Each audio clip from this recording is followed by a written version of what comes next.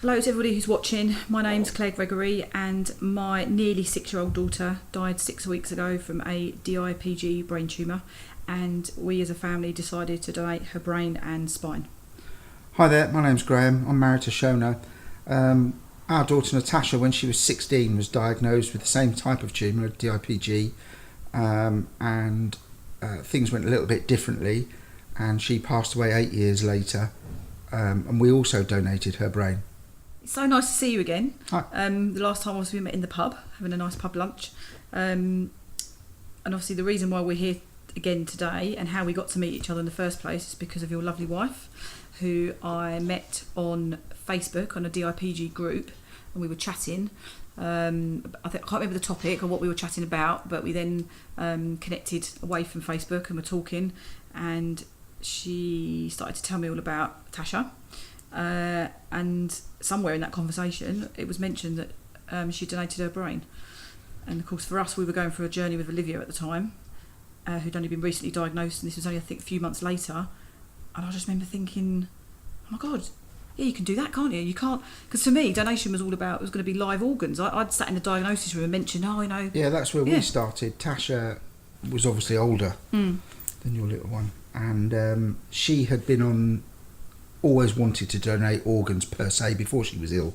She had to be told no, unfortunately, because of your treatment, because of the situation, you can't. That's what we would, and she was really angry about that, and her words were, well, I ain't going to need them, so why can't someone else have them just because I've been ill? Yeah. And then she just said, well, hang on a minute, why can't I donate my brain?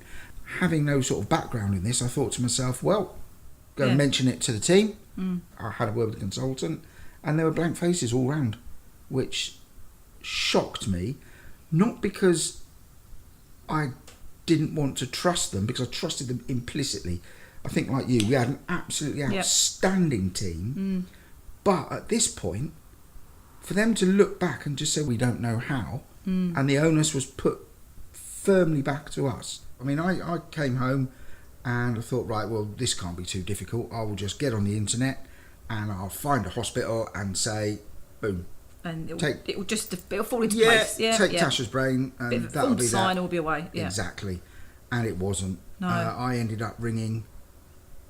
There are, I think it's 10 or 12 centres around the UK.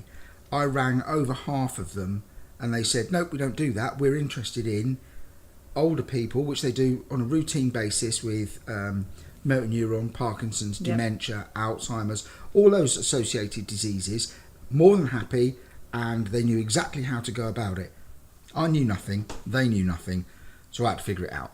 So I thought to myself, hang on a minute, how? Physically, how do we go from our daughter being picked up from home by the undertakers to getting to the regional hospital, if it's done there, or the local? I had no idea, so I had to figure out all these processes.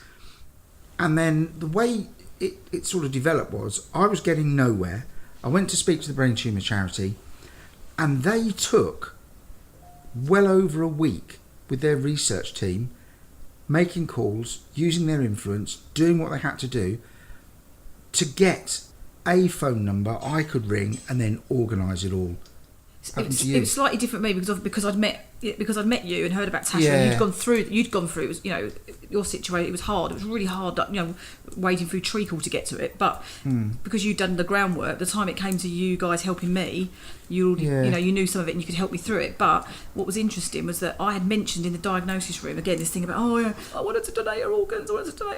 Yeah. I thought that was the right thing to do, and they were sort of looking like, no, that's not going to happen. But then at that point, why couldn't they? I'd already mentioned that, so why couldn't they then have said, but you could do something else instead? I know it's down the line, but do you think they didn't? Because they only just told me my child's terminally ill, so I suppose maybe they thought that I couldn't. I don't know. Is that a step too far? Is that inconsiderate? Is that insensitive? I don't know.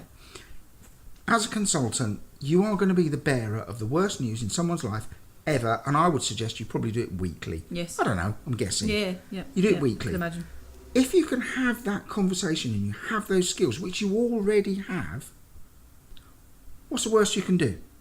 You can't sell it to the parents or indeed the person who's got the disease if they're an adult. Is it all just about is it about offending? It's all about offence, isn't it? It comes down to people think you could upset someone or offend them. Would I have been offended? Would we have been offended if someone had just said, look, you know, if it comes... Don't know till you ask. I know. They didn't ask me. I didn't ask. We didn't get asked either. And this is just a little bit extra. Just that one question. Just added on. Tagged on. Have you thought about this? Or even, did you know? Not have you thought, but did you know about this? Are you aware of this? And that way you're then taking what minuscule salesperson's pressure there is. Oh, have you thought about this? Is much better than would you like to? Yeah. Just say it. And then have those answers there, be it in an information pamphlet, be it, but everybody learns different ways.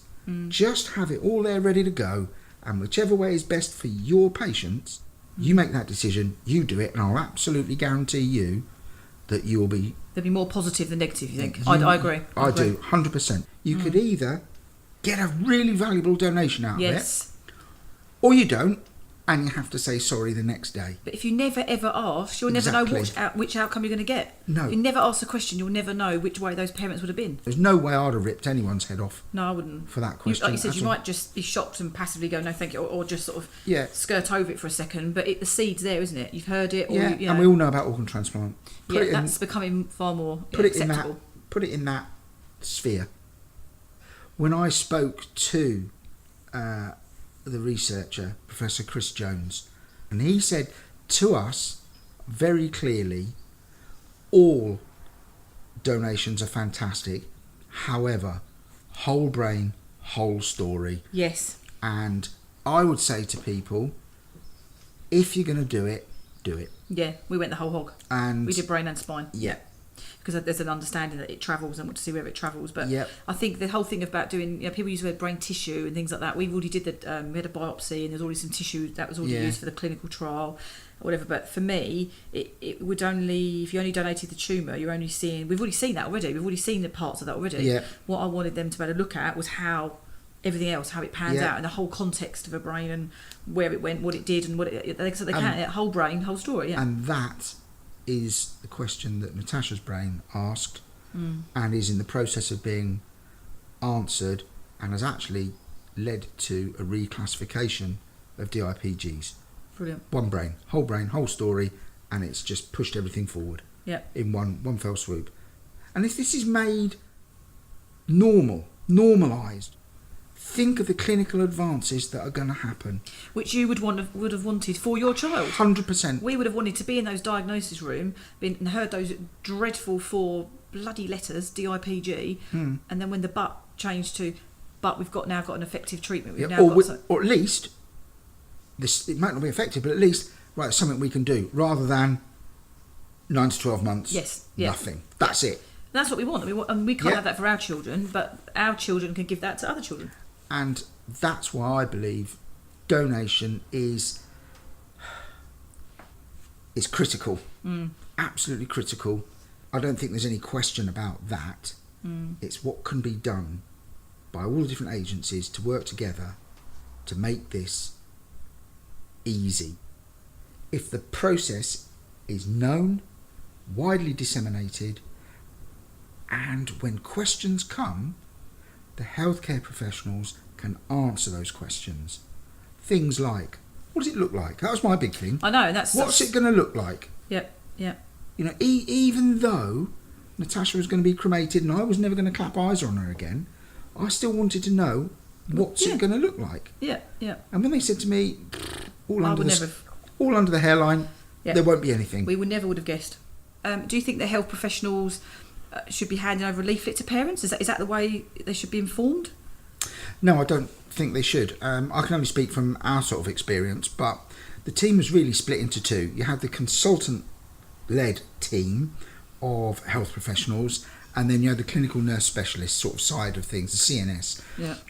It was a very clear delineation when we went in, and that is the doctor dealt with treatment and symptoms and the way forward and what's been going on clinically, and then the CNS, absolutely fantastic their role, and it was down to the CNS to put it all into place to arrange everything, and as part of that was the advanced care planning, and that's where the CNS came into her own. She the trust we had between us, the three of us, and the clinical side of things, the doctory bits I call it, and then the CNS side of things was implicit. And looking back on it now, it's called an advanced care plan. Like I said, I didn't know it was that. No, I never heard of it. I didn't really feel like it was we're going to have an advanced care planning meeting today. But isn't that an advantage? That says to me they did it that well. But we didn't realise you don't even know you're on it. So if that was just tagged in to that particular meeting, spot on. I looked at it as like it was like a plan that was boxed up. I said it was like a little box. It was under the bed. I got it all ready, all the paperwork ready, and I thought it all through.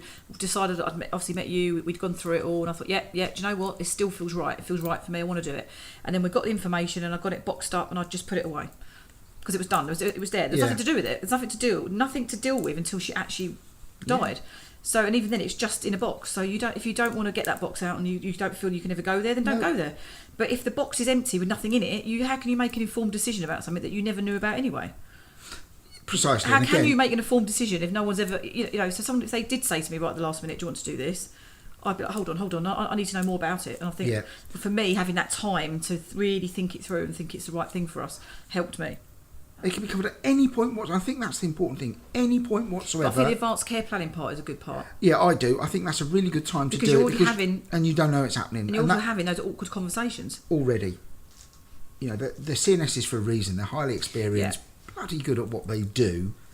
Then this could just be a conversation, nice and simple. And as I've said before, the worst that could happen is there a minor temper tantrum. Yeah. But everyone goes out, and then all you have to do is the next meeting just say, I'm really sorry, I didn't mean to do that. And I will absolutely bet you that... But I would imagine that most parents understand where it's come from as well. Yeah, they will. It's coming from somebody who's involved in looking after your child and your family. And that's when the medical healthcare professionals have to pick their moment using their experience. But could it be that much harder than giving a diagnosis that we had? No, there you go. I don't think so. Could it be any harder to say... Looking someone square in the face and saying, I'm ever so sorry, we can't save your child. And it's that but that gets me. And now fast forward to where we are now. Obviously you're further down the line than I am. It's only a matter of weeks for me, but what do you... I take great comfort from it. All it is with this, you're not donating something that is going to help someone live directly, as in it's not going to actually bring them back to there and then, but you are indirectly investing in the future, and indirectly you will hopefully be able to save children, be able to save lives in a different way. It's just different, isn't it? It's just a different way of looking at it. And I felt the same. And the other thing I mentioned to people, which it seems to they've thought, that makes sense. And for me, it was absolutely about her having a job, it was a gift, and it was going to comfort us to know that she was out there doing something. She's out there in a lab doing something. But it was also suddenly dawned on me that I didn't want that in her ashes. She was going to be cremated, and I didn't want that nasty tumour in her ashes. What you mean. Yeah. I didn't want that in her. I wanted it out. So when it was pure, so it's gone. Yeah. Because it's nasty. You know what I mean? It's in there. It ruined it all anyway. It's killed her. Exactly. So get it out. Yeah, it's ruined it. So let's get rid of that, and the rest of it was fine. Quite a few people are like, I get that. I do. I didn't think of that. But I get that, yeah. So her ashes are just pure her. Yeah. Yeah. Tasha had...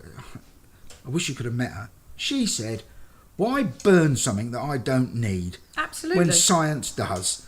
Now, it doesn't get any simpler and plain speaking than that. That might be a harsh thing for some people to listen to, but in our context, what more can you say? I sit there and think, do you know what, girl, you've done all right there. Yeah. You've done the right thing. And it was all down to her.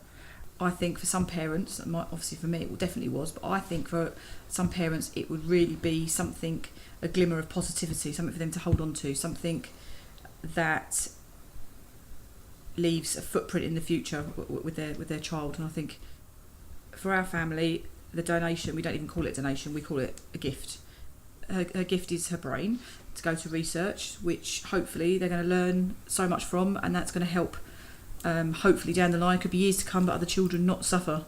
And we can move things forward. And I think that's how medical professionals probably need to think about it as well. It is a gift, and it's a gift that in the long term could help other children, and that was really important to us. And it was something that I think just gave us that tiny glimmer of hope, something positive could come out of this whole awful situation. And I really think there's probably out there a lot of parents who would actually do this if it was actually asked. I think they would do it. I really do.